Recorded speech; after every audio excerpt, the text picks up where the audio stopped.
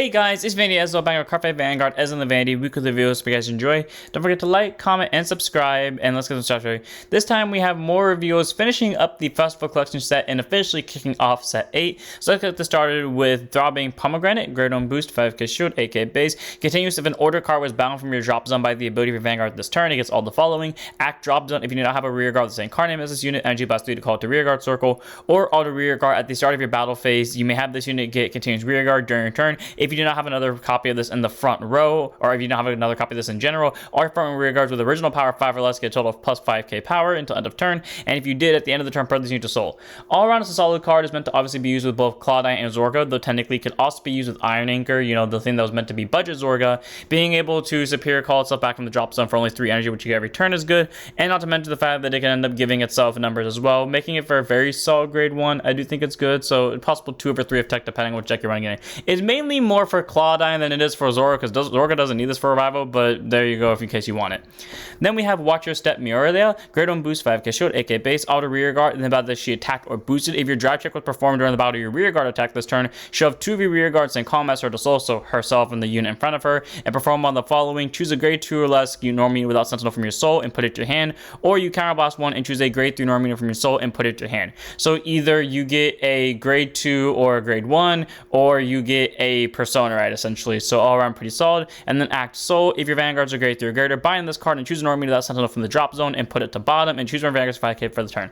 Cool. It can recycle deck units. It gets 5k. I honestly forgot who this was supposed to be support for, but I mean, I can think of a handful of decks on the top of my head that had the ability to do rear guard trap checks on their command stereo, so it's not a bad grade 1. I just feel like I can't remember who this is meant to be for. Like, I can remember the other one, but I mean, it's still a solid like 2 over 3 depending on who it's for.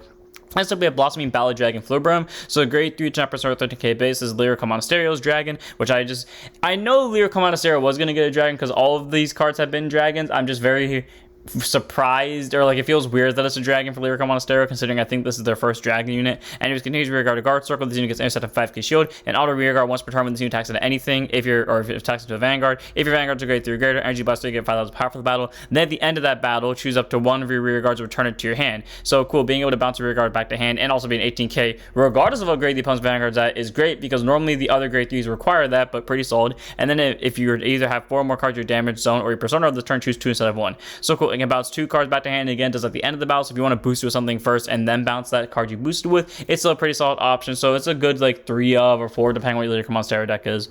Then we have Amentes Octavia, grade 2 instead of 5k shield, now 5k shield. I don't know why I always say 5k shield. 10k base, it's an ace unit, so you can have 1 copy in the deck. I like how her name's Octavia, kind of like the grade 0 from Artisaria, which is basically, in my mind, headcanon wise, this is the evolution of that grade 0, even though I know it's not the case. That's how I see it. Anyways, unique skill auto when placed on rear guard circle other than during your battle phase. This unit gets 5,000 power for the turn, and then by energy blasting 3, you draw a card and choose one of your rear guards, and it gets auto rear guard. At the end of your turn, you may return that unit to your hand until end of turn. You can only use your unique skills a total of once per fight. So cool, give yourself 5k, get you a hand card if you want to pay the 3 energy, and it gives your rear guard the ability to bounce.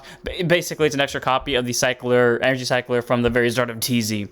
Only that the second skill is auto rear guard. When it attacks on anything, if your opponent's vanguards are grade 3 or greater, it gets 5,000 power for that battle. And if you have 2 or more rear guards that are replaced this turn, she gets an additional 5,000 power for that battle.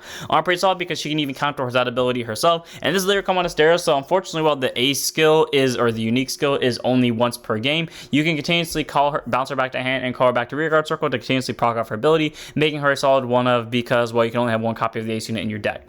Moving on, we have Cesaration Dragon Succumbus, grade 3 10% 13k base, continues back or rear guard circle. During your turn, if your opponent has no rear guard staying calm as it gets boosted, and if your opponent's vanguards are grade 3, it also gets 2,000 power. Okay, yes, this is Dragon Empire, so they can calm nuke very easily, but I'm just saying, this is a Dino Dragon. What is a very specific Dino Dragon grade 3 that can murk a column when its superior calls something from hand? Yeah, I'm just saying, this is like the one set that isn't the anime set. Bushy, please, for the love of God, give Spinal Marquis and the other guys support. I mean, you know, Claudine and Timestamp and Zedlance even and Cote Blaze all got support in the last festival collection, just granted only 1 card, but still, I feel like they can give Spinal Marquis something. This is still something, but I wish it was a little bit more, so take that as you will, 2 over 3. They cannot end DZ without giving Spinal Marquis a ride line. I would be so upset if they do.